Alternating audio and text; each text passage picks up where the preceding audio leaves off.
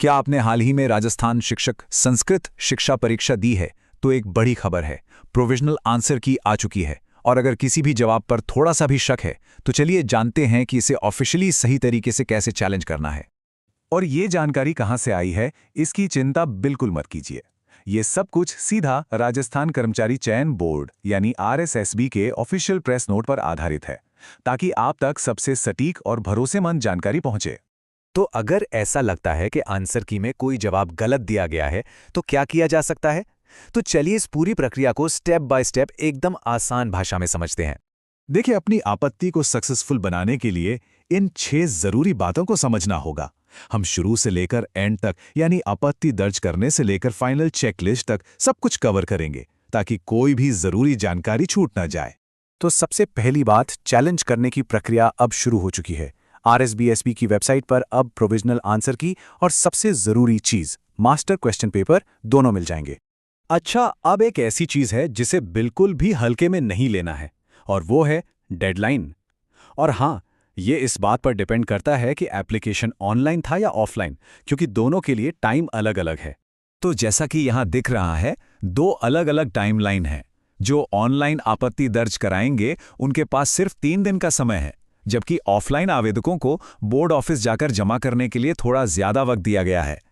तो अपनी डेडलाइन को कैलेंडर में मार्क कर लेना बहुत जरूरी है। ठीक है, डेडलाइन तो पता चल गई। अब बात करते हैं कि आपत्ति दर्ज करनी कैसे है।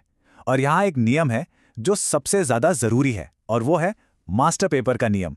इसको ठीक से समझना ही होगा। तो ये मास्टर प्रश्न पत्र आखिर है क्या? समझ लीजिए कि ये पूरी प्रोसेस का बेस है। ये आरएसएसबी की वेबसाइट पर अपलोड किया गया ऑफिशियल क्वेश्चन पेपर है। मतलब हर आपत्ति इसी मास्टर पेपर के हिसाब से होनी चाहिए, ना कि उस क्वेश्चन पेपर के हिसाब से जो एग्जाम में मिला था। देखिए, बोर्ड ने इस बारे में बिल्कुल साफ साफ कहा है।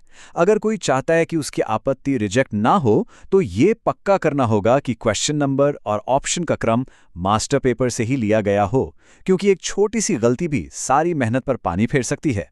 जाहिर है, बिना सबूत के कोई भी आपत्ति अधूरी है, और बोर्ड सबूत जमा करने के लिए 2 तरीके देता है। चलिए देखते हैं ये 2 ऑप्शन क्या हैं और कौन सा कब इस्तेमाल करना है। तो देखिए, पहला रास्ता तो काफी आसान है। अगर सबूत बोर्ड की लिस्ट वाली किसी किताब से है तो बस ड्रॉप डाउन मेन्यू से किताब का नाम और पेज नंबर सिलेक्ट करना है। लेकिन अगर कोई दूसरी स्टैंडर्ड बुक इस्तेमाल हो रही है तो फिर दूसरे रास्ते से सबूत की पीडीएफ फाइल अपलोड करनी पड़ेगी। और हाँ, जो लोग पीडीएफ अपलोड कर रहे हैं उनके लिए ये डिटेल्स बहुत ज़रूरी हैं। ध्यान रहे, फाइल आराम से खुलनी चाहिए और उसके हर पेज पर रोल नंबर, एग्जाम की जानकारी और किताब की पूरी डिटेल एकदम साफ साफ लिखी हो। याद रखिए, एक भी डिटेल मिस हुई तो आपत्ति खारिज हो सकती है। चलिए, अब कुछ बहुत ज़रूरी नियमों और चेतावनियों पर आते हैं, जिसमें फीस और गलत जानकारी देने के नतीजों की बात भी शामिल है। तो हर सवाल जिस पर आपत्ति है उसके लिए 100 रुपये की फीस लगेगी। और हाँ, एक बात का ध्यान रखना है कि ये फीस किसी भी सिचुएशन में रिफंड नहीं होगी, तो सोच समझकर ही पेमेंट करें। अब ये चेतावनी, इसे बहुत ज़्यादा सीरियसली लेने की ज़रूरत है।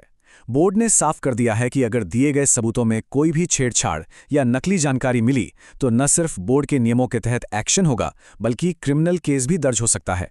तो चलिए, सबमिट बटन दबाने से पहले इन सभी जरूरी बातों को एक फाइनल चेकलिस्ट में फटाफट देख लेते हैं, ताकि कोई भी गलती की गुंजाइश ना रहे। तो बस इस चेकलिस्ट के हर पॉइंट को याद रखना है। मास्टर पेपर का इस्तेमाल करना, अपनी डेडलाइन दोबारा चेक करना और ये पक्का करना कि सबूत एकदम ऑथेंटिक हो। हर एक स्टेप बहुत जरूरी है। तो अब जब पूरी प्रक्रिया साफ हो गई है तो असली सवाल बस एक ही बचता है। क्या आपका सबूत इतना मजबूत और प्रामाणिक है कि आपत्ति को स्वीकार कर लिया जाए? क्योंकि असली सफलता अब इसी पर टिकी है। शुभकामनाएं।